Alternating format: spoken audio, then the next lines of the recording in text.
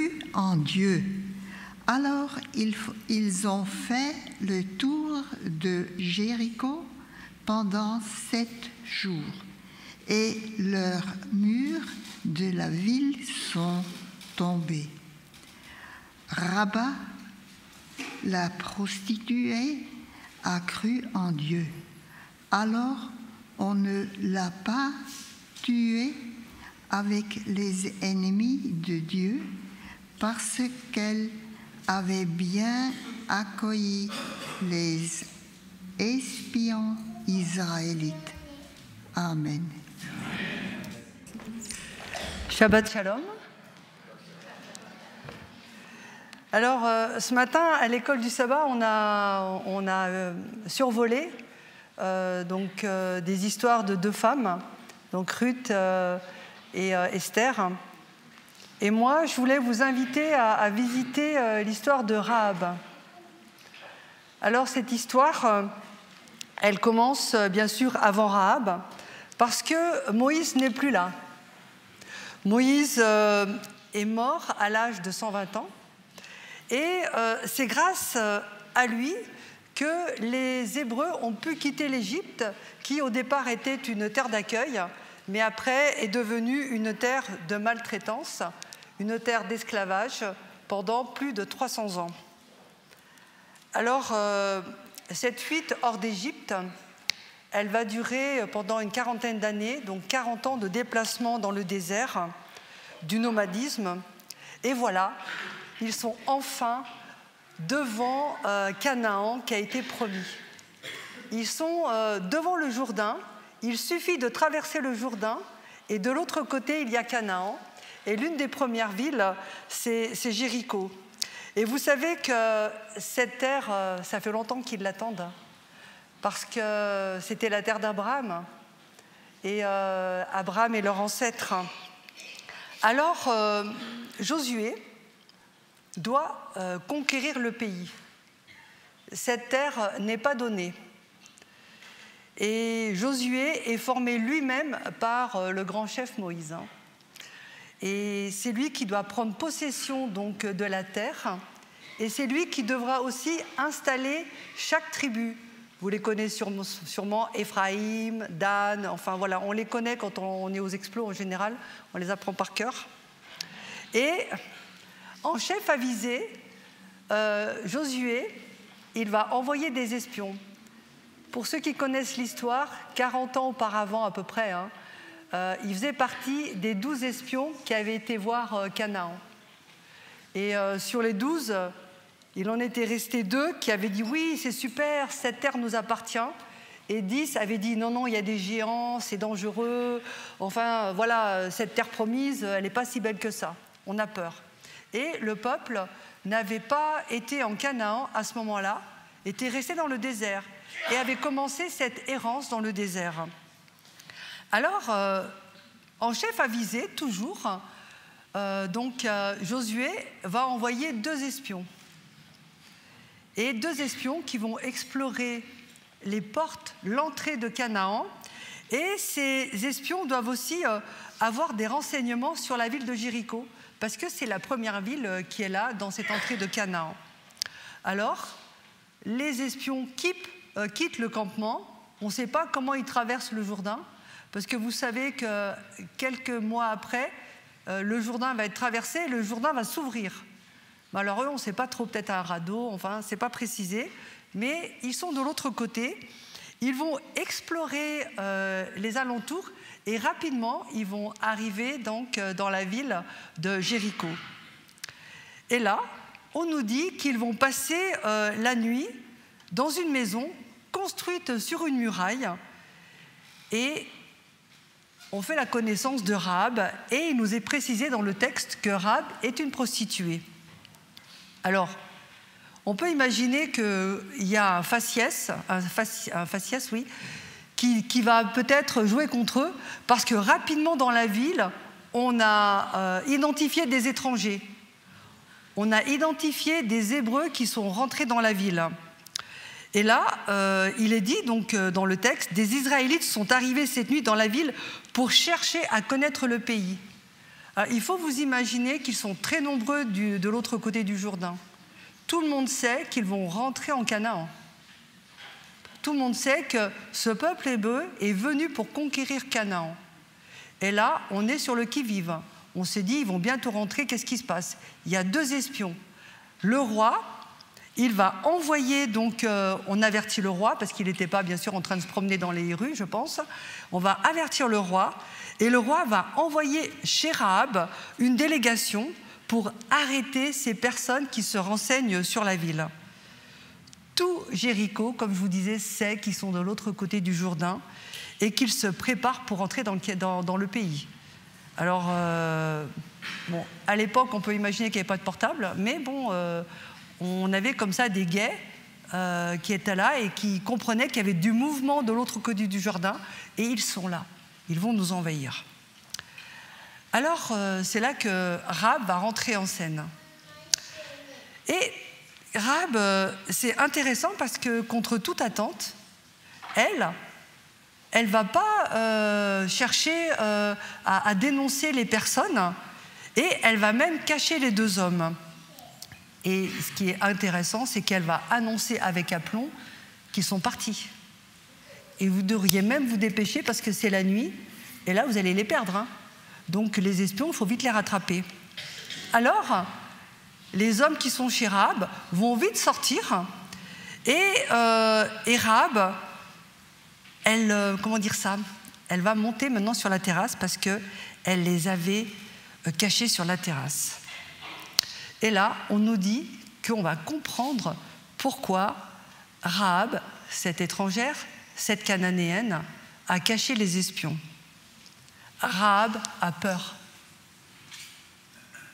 Elle a peur. Et c'est pour ça qu'elle a caché les espions. Et moi, je vous ai mis sur le titre une peur bleue. On peut imaginer qu'elle avait vraiment très très peur. En fait, elle n'a pas peur des Hébreux, elle n'a pas peur des espions, parce qu'elle aurait pu les livrer. Mais en fait, compte, elle a peur de Dieu. Elle a peur de leur Dieu. Et je trouvais ça intéressant, parce qu'elle a fait un rapprochement, et il nous est dit qu'elle connaît des histoires sur ce Dieu, et on peut imaginer que Rahab a moins de 40 ans, parce qu'après on saura qu'elle sera maman, donc on peut imaginer qu'elle a moins de 40 ans, donc qu'elle n'était pas née quand des choses se sont passées en Égypte.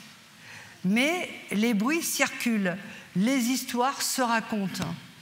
Et là, Rahab va leur dire, au final, moi j'ai peur parce que votre Dieu, il a fait quelque chose d'incroyable.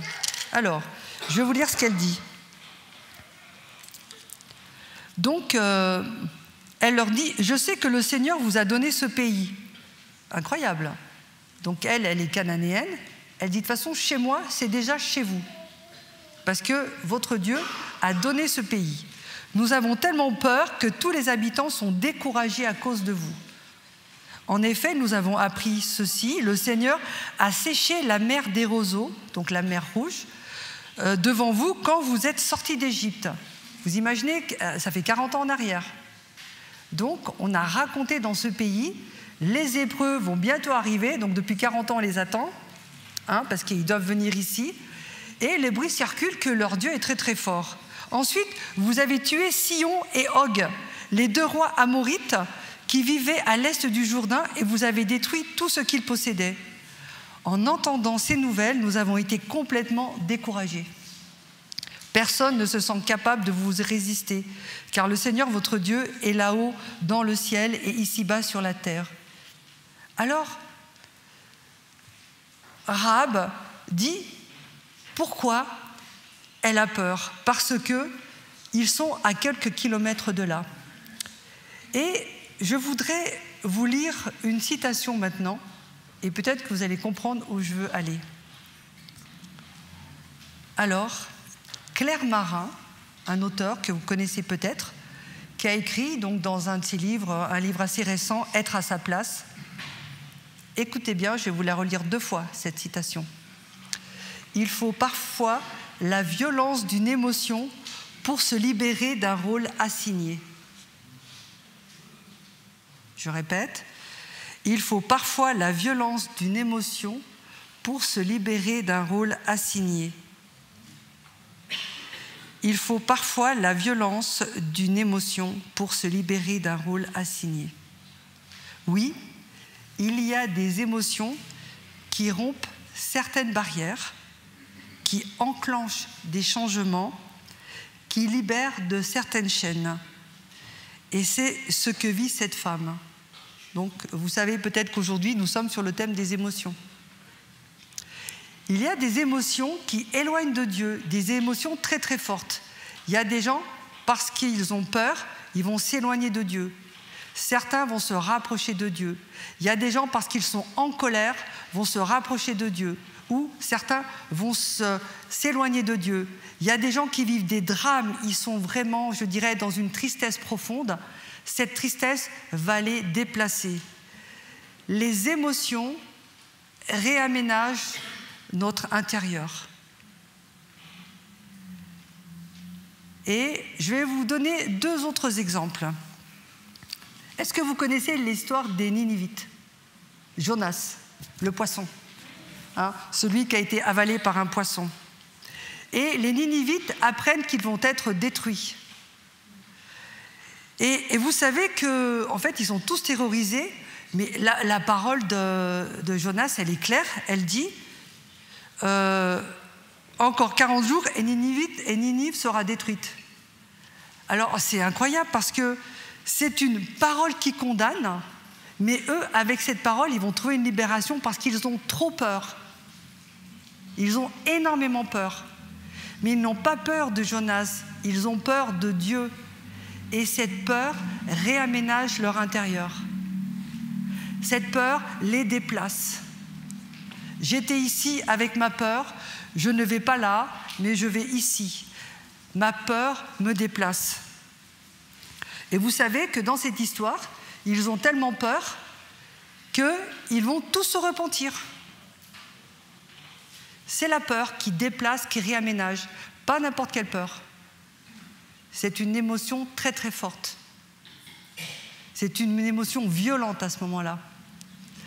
Et ils se repentent. Et vous savez, le fameux Jonas, pour qui on a beaucoup de tristesse d'ailleurs, lui, il a du mal à se réjouir que Dieu leur pardonne parce qu'il se repente. Lui, il ne comprend pas ce Dieu.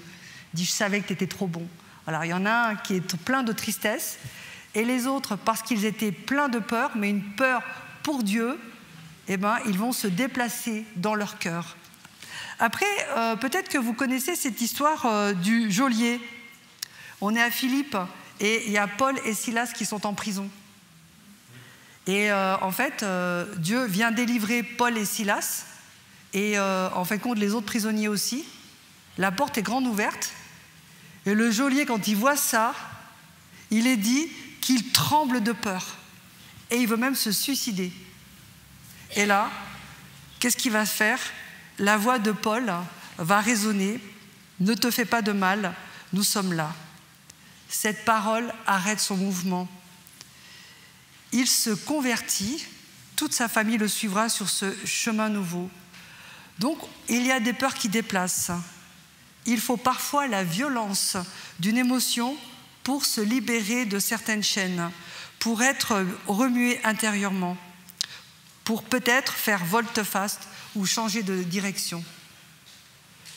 Et c'est pour cela que parfois, donc nous sommes dans les prophéties, à l'école du sabbat, parfois on a peur de dire aux gens que la catastrophe va arriver, parce qu'on a peur peut-être de les brusquer, mais ça ne nous appartient pas.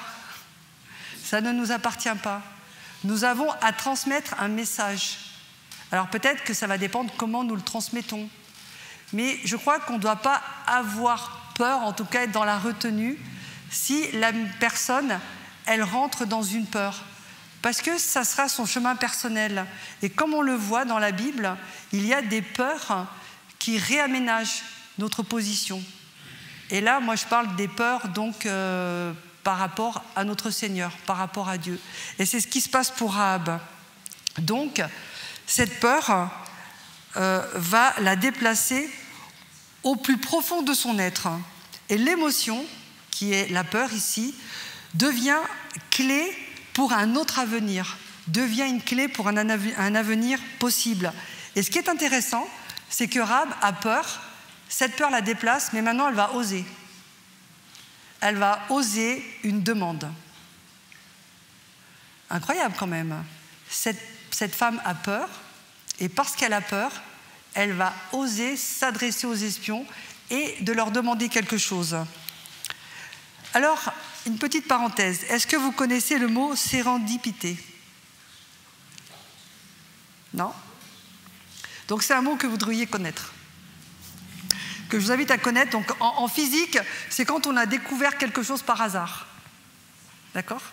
Mais ici, dans le contexte des relations, c'est cette capacité à accueillir l'imprévu, une rencontre inespérée, à saisir une opportunité. C'est ça, faire preuve de sérendipité. Ça veut dire que la situation est exceptionnelle, et ben moi, je vais saisir cette occasion. Et c'est faire preuve de sérendipité.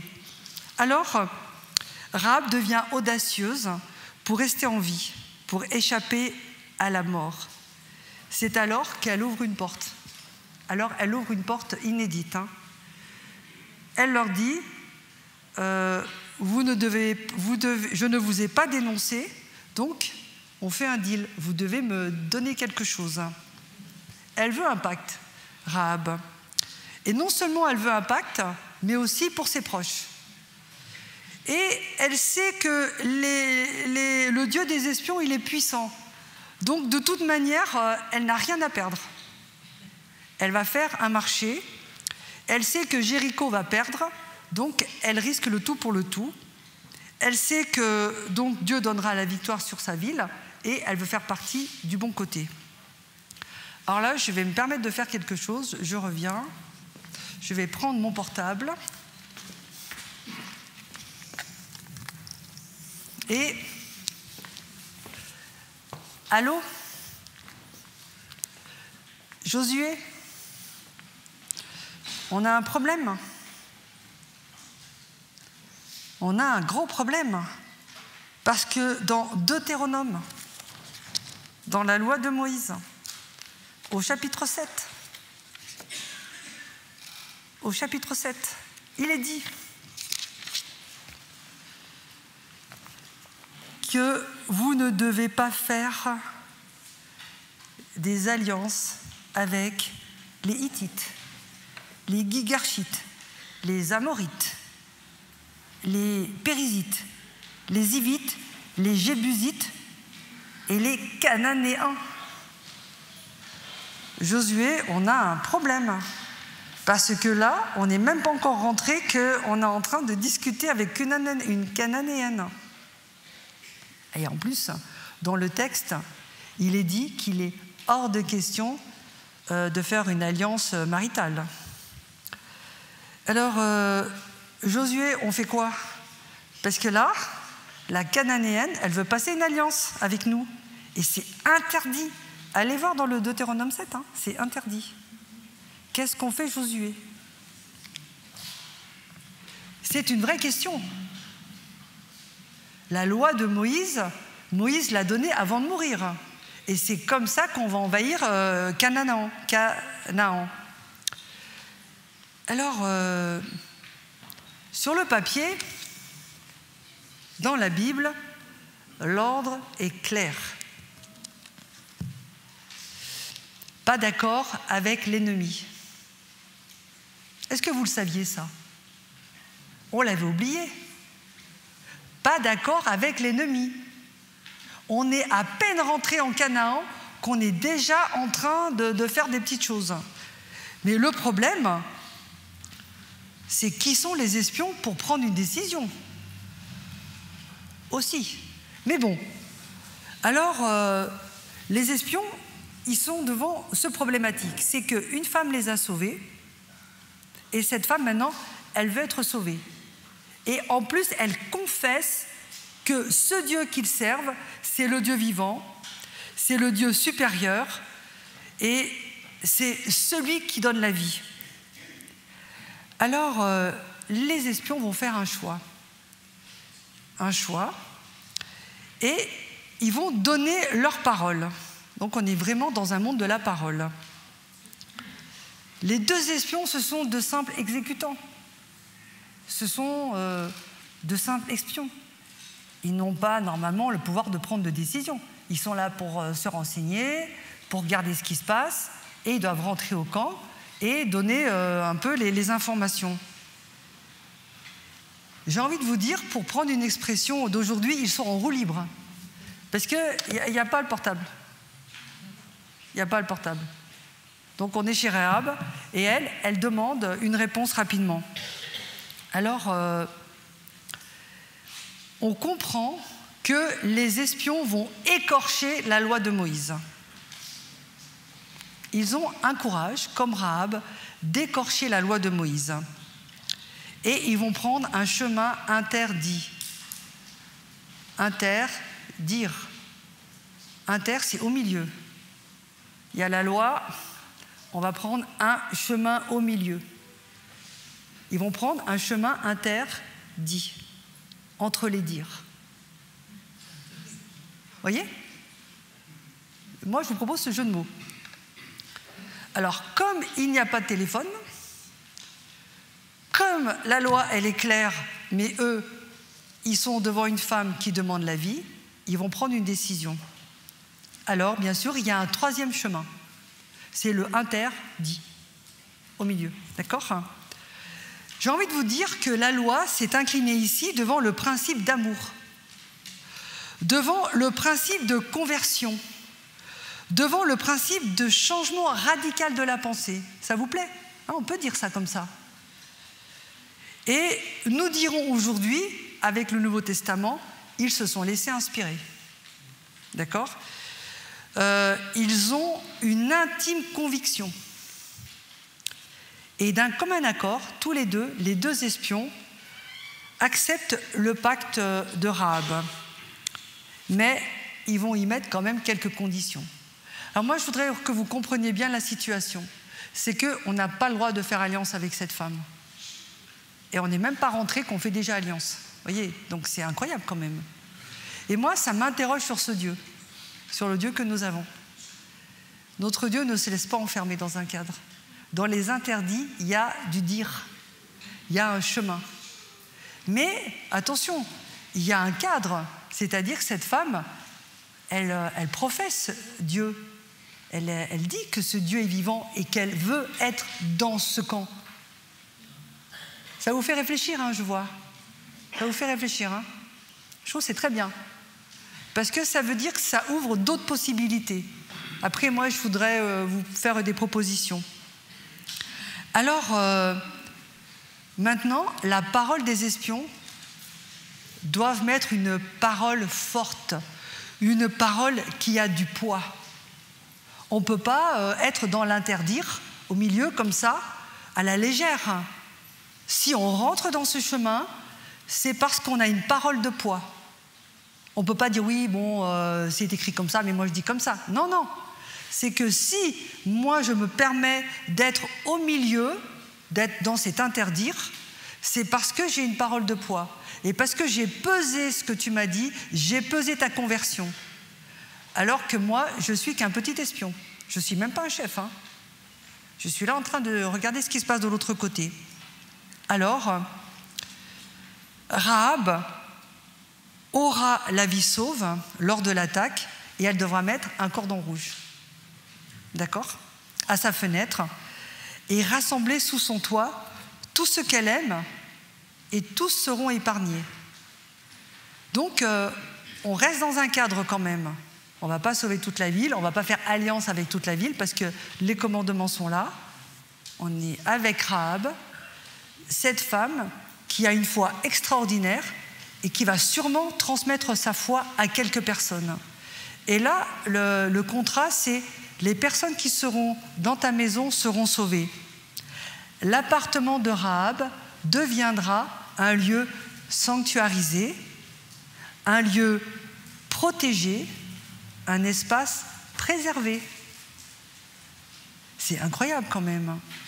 C'est que cette Rahab, parce qu'elle a eu une intime conversion, mais une grande audace, eh bien, elle pourra sauver sa famille et d'abord elle. Alors, le pacte est scellé. Incroyable. Mais de quel droit ils ont scellé ce pacte, ces deux petits individus? De quel droit ils ont scellé ce pacte? Ça, c'est une vraie question. Qui suis-je, moi, pour sceller un pacte? C'est une question que je vous pose à tous. Hein. Peut-être parfois on dit, mais qui es-tu pour faire ci ou faire ça? Qui suis-je? Et la Cananéenne, Rahab, elle ne sait pas qu'en fin de compte, elle a bousculé beaucoup de choses là. Hein. Elle ne sait pas qu'elle a tout fait à l'envers. Mais elle sait qu'elle aime ce Dieu-là. En tout cas, elle l'aime, elle ne le connaît pas, mais tout ce qu'elle a entendu de lui est suffisant pour qu'elle se déplace. Sa peur l'a déplacée. Cette violence de la peur en elle l'a déplacée. Et en fait, de personnes qui étaient condamnées à mourir, elle va être maintenant dans un lieu sanctuarisé au sein de Jéricho. Un lieu va être mis à part. Et elle est rassurée parce que ces deux hommes ont parlé au nom de Dieu. Ils ont donné la parole au nom de Dieu, de leur Dieu. Et ça suffit pour elle, elle y croit. Mais qui sont-ils pour faire ça? Vous voyez? Qui sont-ils? C'est une vraie question. Mais il y a un moment, une décision qu'on peut prendre au milieu de l'interdire. Parce qu'on a une révélation, parce qu'on peut peser les choses, parce que la personne en face est convertie. Elle nous dit quelque chose de ce Dieu qu'on sert. Alors, aussitôt partie, elle accroche le cordon rouge à la fenêtre, trop heureuse donc d'avoir pu convaincre les espions, parce que quand ils sont partis, hop, hop, elle dit, c'est bon, j'ai leur parole, j'ai le parole de deux petits espions, dis rien du tout, mais j'ai leur parole, ils parlent au nom de leur Dieu, hop, je les crois et je mets le cordon rouge à la fenêtre. Alors, je me suis dit, mais pourquoi cet empressement de mettre ce cordon rouge à la fenêtre? Et je me dis, mais s'il lui arrivait malheur à Rahab, si entre-temps elle meurt ou on ne sait pas trop, eh bien, au final, c'est pas elle qui sauve, c'est le fait d'être dans la maison. Et ça aussi, c'est intéressant. Rahab, elle sera une parole de vie pour ceux qu'elle aime, mais c'est pas elle qui sauve. C'est un déplacement qui sauve encore. Vous voyez, il y a eu le déplacement de la peur, il y a eu le déplacement des espions, et maintenant, il y a le déplacement de la famille qui vient dans ce lieu. Et c'est ce déplacement qui va faire que ces personnes vont être sauvées. Et vous savez que Rahab, elle ne sait pas que ça va prendre quelques semaines, hein, parce qu'il faut encore faire la Pâque et tout ça. Donc les gens sont de l'autre côté du Jourdain. Mais Rahab, vous savez, c'est un peu... Je suis toujours dans notre école du sabbat, où on parle des signes des temps, de la fin et tout ça. Eh bien, au final, si Rahab, elle meurt, le cordon, il est là. Et les personnes, si Rahab n'est pas là, les personnes seront quand même sauvées. Vous voyez ce que je veux dire? Donc, il y a quelque chose de la transmission, il y a quelque chose de la parole forte, de la parole puissante. Mais il y a aussi le lieu, un lieu. Alors moi, je ne veux pas dire qu'il n'y a que l'Église comme lieu, mais l'Église pourrait être ce lieu-là. En tout cas, moi, ça sera une proposition à la fin. Donc, les murs de Jéricho tombent, Rahab et tous ceux donc, qui étaient là seront sauvés et seront accueillis au sein de la communauté. Et voilà, donc le salut est passé par Rahab. Mais c'est pas, je dirais, c'est pas elle qui a sauvé, c'est vraiment Dieu. C'est le lieu, c'est l'engagement de ces personnes-là. Elle a tellement été convaincante que ces personnes sont venues dans son lieu. Comment elle les a convaincus?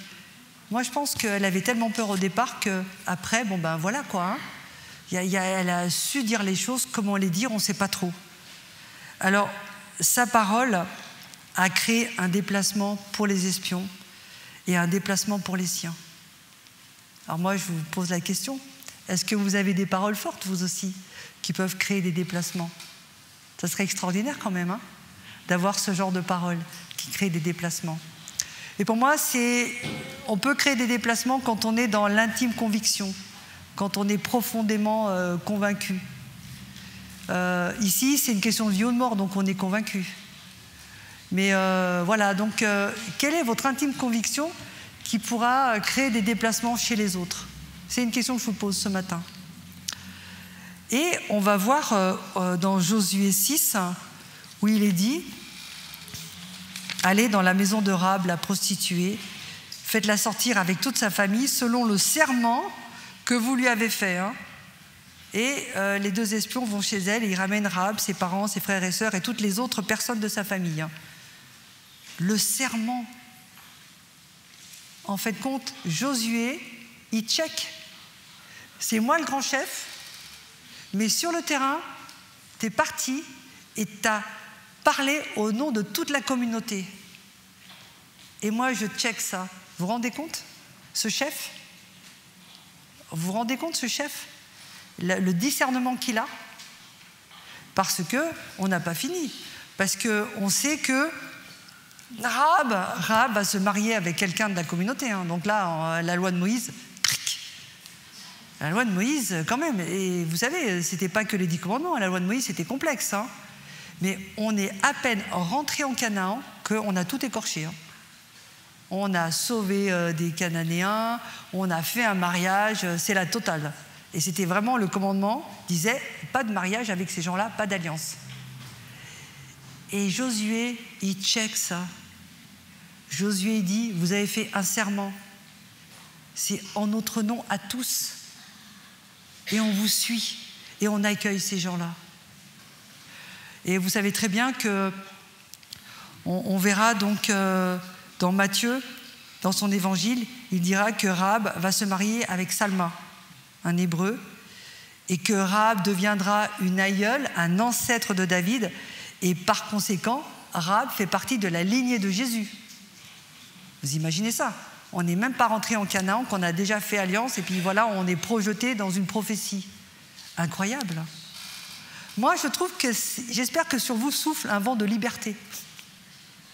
Un vent de liberté. Un vent d'être autorisé à parler au nom de votre communauté, à parler au nom de Dieu. Parce que c'est ce que dit ce texte-là. Alors, voilà, c'est une histoire incroyable. Et puis, pour moi, cette histoire m'interroge sur nos lois et nos normes. On a besoin de lois, on a besoin de normes. Mais est-ce qu'on peut être dans l'interdire? Vous voyez ce que je veux dire? À quel moment on est au milieu? À quel moment on est inspiré? À quel moment on sort hors des clous? Et voilà, donc ça nous interroge. Et moi, je vous invite à dire ça comme ça, c'est que cette histoire nous aide à peser nos normes à l'échelle des principes divins que sont la vie et l'amour. Parce que on va le dire dans nos partages avec les uns et les autres, qu'il y a la loi, mais il y a d'abord le principe de vie. Le principe de vie. Et que le principe de vie doit pouvoir vivre aussi la loi. Mais le principe dépasse la norme. Le principe dépasse, je dirais, le quotidien. Alors, pour résumer, je dirais que les principes de Dieu sont immuables, quelle que soit l'époque. Principe de vie. Avant Jésus-Christ, après Jésus-Christ, le principe de vie. C'est pour ça que, voilà, il y a l'interdire, il y a des choses au milieu, et nous devons savoir connaître nos principes et les cadrer, les peser, pour que l'autre nous questionne sur ces principes, nous puissions ouvrir la porte, nous puissions trouver un chemin nouveau. Alors, je dirais que la rencontre avec les premiers Cananéens ne s'est pas déroulée comme prévu et la loi n'a pas été respectée. Cette rencontre interroge sur nos lois et nos normes. Cette histoire nous invite à peser nos normes à l'échelle des principes divins que sont la vie et l'amour. Les 2 espions ont su accueillir une parole nouvelle et donner une nouvelle parole. Les émotions fortes peuvent déclencher en chacun de nous des changements. La peur bleue de mourir de Rahab a ouvert un chemin nouveau pour aller vers la vie. Enfin, lorsque l'on est responsable comme l'est Josué, là je m'adresse à l'ancienne, avoir confiance aux personnes qui sont sur le terrain, aux personnes à qui l'on délègue une responsabilité, permet d'enrichir l'expérience de toute une communauté qui reste ainsi un lieu partagé, un lieu de vie, un lieu d'espérance. Jésus a été celui qui a interprété la loi pour que chacun de nous puisse venir à lui, quel que soit le lieu de son histoire. On peut être de l'église, on peut être de l'extérieur, comme une Rahab, on ne sait pas trop, avoir une vie de patachon, parce que prostituée à l'époque c'était un métier reconnu. Ici, je crois qu'en Suisse c'est reconnu la prostitution, mais en France c'est pas reconnu. Donc on peut venir de quelques lieux de notre histoire, que ça soit enviable ou pas enviable, mais la Bible ne s'intéresse pas à ça, elle s'intéresse qu'au cœur, et au déplacement qui aura lieu. Tout au long de sa présence, Jésus dira « Je vous donne un commandement nouveau ». Il est écrit « Et moi je vous dis ». À chaque fois, il déplace. Donc Jésus est cette parole qui donne vie. Jésus ouvre des chemins pour le rejoindre, pour venir à lui. Jésus accueille celui ou celle qui vient à lui. Que le Saint-Esprit nous inspire afin que nous puissions toujours rester dans l'amour du Seigneur, que nous puissions accueillir tous ceux que le Seigneur a touchés par ceux qu'il envoie, par ceux et celles qu'il envoie, par sa parole, par ses miracles. Soyez bénis.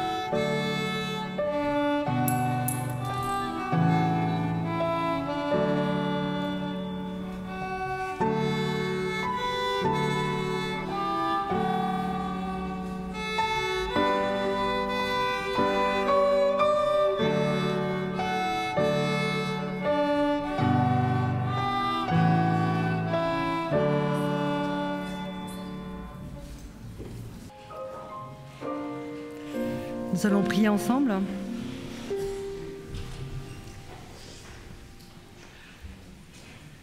Seigneur, merci parce que nous avons de quoi donner.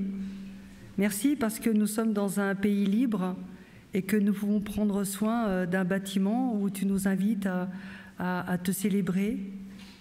Alors merci de bénir les mains qui se serviront de cet argent. Merci de bénir la vision aussi pour que cette église ici à Genève puisse correspondre aux besoins, Seigneur, des uns et des autres. Et Seigneur, nous ne voulons pas oublier que ce lieu, c'est un lieu d'accueil. Nous ne devons pas oublier non plus que nous sommes un corps, que Seigneur, quand l'œil voit plus loin que la main, que nous puissions faire confiance à l'œil.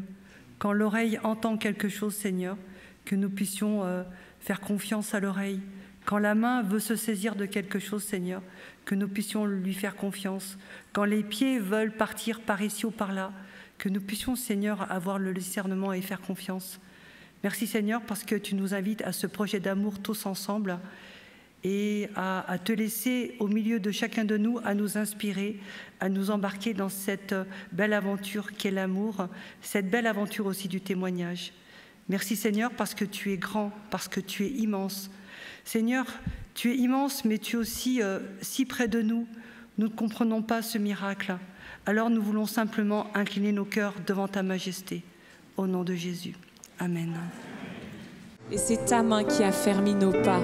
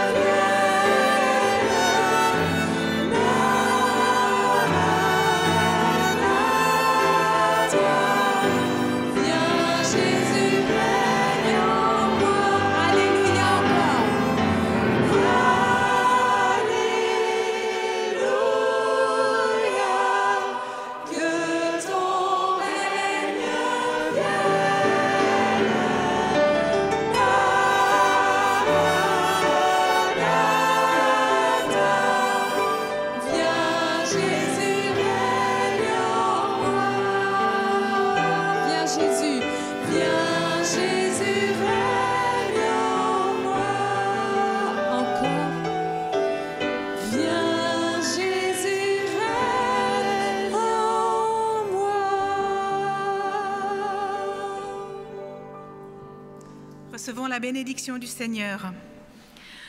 Le regard de l'Éternel est sur ceux qui le craignent, sur ceux qui espèrent en sa bonté, afin de les délivrer de la mort et de les faire vivre, même en temps de famine. Nous espérons en l'Éternel. Notre secours et notre bouclier, c'est lui. Oui, c'est en lui que notre cœur se réjouit. C'est en son saint nom que nous avons confiance. Éternel, que ta grâce soit sur nous lorsque nous espérons en toi. Amen.